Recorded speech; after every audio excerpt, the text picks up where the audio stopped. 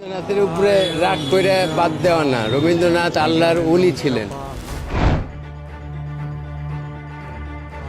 আল্লাহর ওলি ছিলেন, নাম চেঞ্জ করতে হয় নাই মুসলমান হইতে হলে। জাতীয় সঙ্গীতকে পরিবর্তন করার জন্য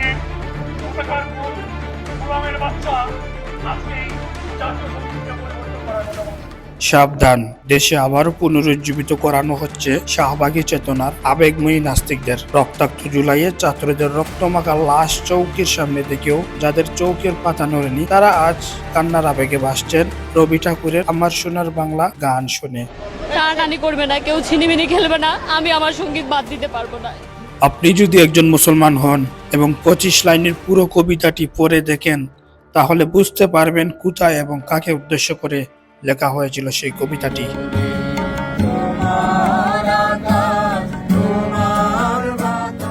কবি রবীন্দ্রনাথ বলেছেন, চিরদিন তোমার আকাশ, চিরদিন তোমার বাতাস।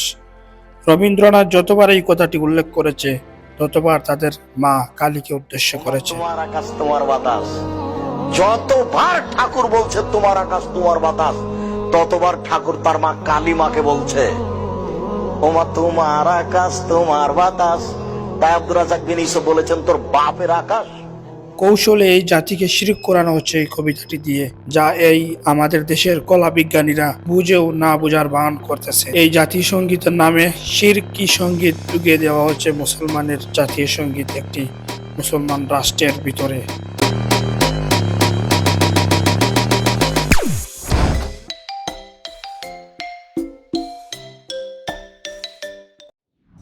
আমার সোনার বাংলা 1904 সালে লেখা রবীন্দ্রনাথ ঠাকুরের সেই কবিতাটি আমরা বিগত 55 বছর ধরে বাংলাদেশের জাতীয় সঙ্গীত হিসাবে গেয়ে আসছি। যে কবিতাটিতে নেই বাংলাদেশের নাম, নেই কোনো মুক্তিযুদ্ধের চেতনা, শুধু বলা হয়েছে সেই কবিতাটিতে চিরদিন তোমার আকাশ, চিরদিন তোমার বাতাস, নদী নালা অগ্রহায়ণ মাসের ধান ক্ষেত, এমনকি বটের মূলের কথা বলা হয়েছে। এখন প্রশ্ন হচ্ছে, আমার সোনার বাংলায় কবিতাটিতে যেই কথাগুলো বলা হয়েছে, সেই কথার অনুযায়ী সেই জিনিসগুলোকে, সেই সার্বভৌমত্ব দেশকে রক্ষা করার কোনো কথা কিন্তু সেই কবিতাটিতে বলা হয়নি।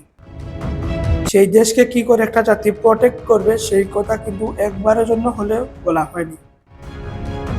একটি দেশের জাতীয় সঙ্গীতে যেই মেসেজগুলো থাকবে, যেই মূল্যবান পয়েন্টগুলো থাকবে, সেই পয়েন্টগুলাই দেওয়া হয়নি। যেমন যদি সেই সঙ্গীতে জাতিকে উদ্দেশ্য করে বলা হতো এমনটা, তুমি এগিয়ে চলো, গগন ছুঁয়ে দেখাও বিশ্বকে, তুমি বুকে সাহস রাখো, আগলিয়ে রাখো তোমার জাতিকে, রক্ষা করো তোমার স্বাধীন ভূমি, ভেঙে পড়ো না, কালো মেঘ দেখা দিয়েছে নীল গগনে। যদি এরকমটা বলা হতো তাহলে একটু মেনে নেওয়া যেত। যাই হোক, জাতির জন্য কিছু মেসেজ বা কিছু বার্তা রয়েছে সেই জাতীয় সঙ্গীতে, এরকমটা কোনো কিছু বলা হয়নি কিন্তু সেই সঙ্গীতে। এখন আমরা দেখতে পাচ্ছি শাহবাগী চেতনার কিছু মানুষ সেই জাতীয় সঙ্গীতটি না বদলানোর বিরোধিতা করছে। কেন ভাই? হ্যাঁ, আমরা বলছি না যে আমার সোনার বাংলা কবিতাটি একদমই বাজে মানের। সেই কবিতাটি এখন আমাদের দেশের জন্য যায় না, কারণ আমরা এখন আর সেই পূর্ব বাংলা বা পশ্চিম বাংলা যেটা বলুন, আমরা কিন্তু অখণ্ড বাংলাতে এখন আর নেই। তাই এখন সেই জাতীয় সঙ্গীতটি আমাদের জন্য যায় না। কারণ হচ্ছে আমরা কিন্তু এখন স্বাধীন সার্বভৌমত্ব রাষ্ট্রের নাগরিক। এই অল্প জিনিসগুলো আপনারা কেন বুঝতে চান না ভাই? তাই স্পষ্ট ভাষায় সেই শাহবাগী চেতনার নাস্তিকদের বলতে চাই, এই জাতীয় সঙ্গীতটি কোনো ব্যক্তি বা কোনো ধর্মকে কেন্দ্র করে বদলানোর আওয়াজ উঠে নাই।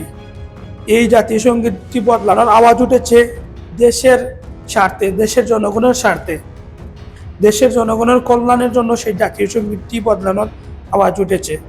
তাই এখন এই জাতীয় সঙ্গীতটি না বদলানোর বিরোধিতা আপনারা যারা করছেন, নিশ্চিতভাবে আপনারা দেশের কোনো ভালো চান না, দেশের জাতির কোনো ভালো চান না। তাই স্পষ্ট ভাষায় আবারও বলতে চাই, এই জাতীয় সঙ্গীতটি বদলানো হবে এবং যারা বিরোধিতা করবেন আপনারা স্পষ্টভাবে আপনারা দেশের স্পষ্টভাবে আপনারা দেশের কোনো জাতির কল্যাণ চান না, দেশের কল্যাণ চান না। তাই আপনাদেরকে বয়কট করতে হবে। বয়কট করে আমরা সাধারণ জনতা আমাদেরকে এগিয়ে যেতে হবে, এগিয়ে গিয়ে গগন ছুঁয়ে দেখাতে হবে বিশ্বকে। আগামী বাংলাদেশ একটি জাতি কল্যাণময় বাংলাদেশের প্রত্যাশায় এই ভিডিওটি এখানেই শেষ করছি।